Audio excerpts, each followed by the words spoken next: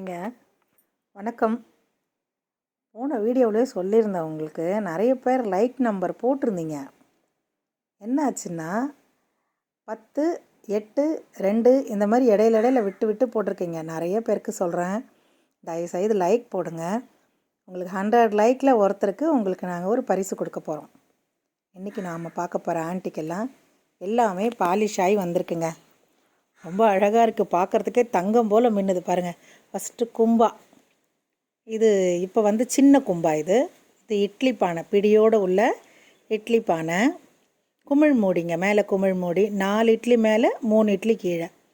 இது கோயிலுக்கெல்லாம் கொண்டு போவோம் இல்லைங்களா, அந்த பூக்கூடை டிசைன் பாருங்களேன், எப்படி கட்டிங் எப்படி இருக்குது பாருங்கள். இதெல்லாம் தக்க இல்லைங்க, நல்ல கனமானது. அடுத்து நீங்கள் பார்க்குறது பெரிய கும்பா, எப்படி இருக்குது பாருங்கள், பல இது பாலிஷ் பண்ணதுங்க. பாலிஷ் பண்ணாமல் ஒரு தரம் போட்டேன், அது போயிடுச்சு. அவங்க கேட்டாங்க என்னை பாலிஷ் பண்ணி கொடுங்கன்னு. அப்புறம் பார்த்தா அவங்க நாங்களே பண்ணிக்கிறோன்ட்டாங்க. இப்போ வந்ததை நானும் பாலிஷ் பண்ணியிருக்கேன்.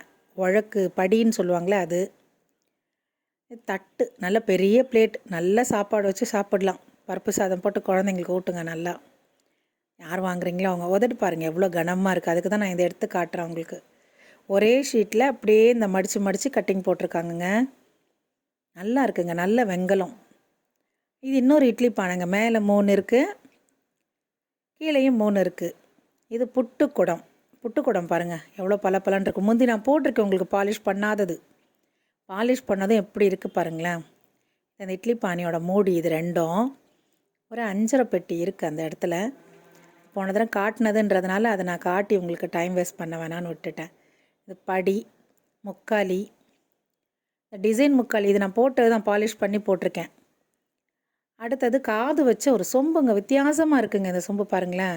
காது வச்சு நீட்டாக சிலிண்டர் மாதிரி வரும், அந்த மாதிரிலாம் பார்த்துருக்கோம் நாம்.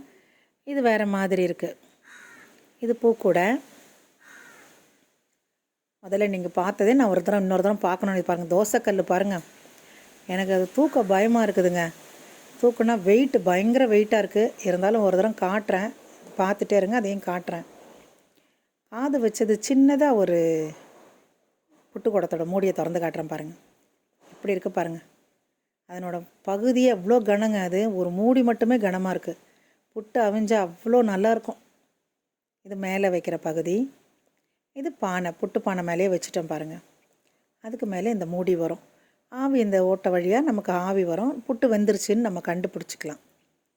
இந்த தரம் போட்டுக்கிறது பாலிஷ்டாக இருக்கிறதுனால ரொம்பவா நம்ம கையில் இல்லைன்னு சொல்லி இருக்கிறத போட்டிருக்கேன். இதுலேயும் இந்த தோசைக்கல் எல்லாம் புதுசு. பணியாரக்கல் பார்த்திங்களா, நல்லா 3, 6, 7 குழி இருக்குது. நல்லா பணியாரம் ஊற்றி சாப்பிடலாம். தட்டு பாருங்கள், யாருக்காவது வேணும்னா சட்டுன்னு கேளுங்க.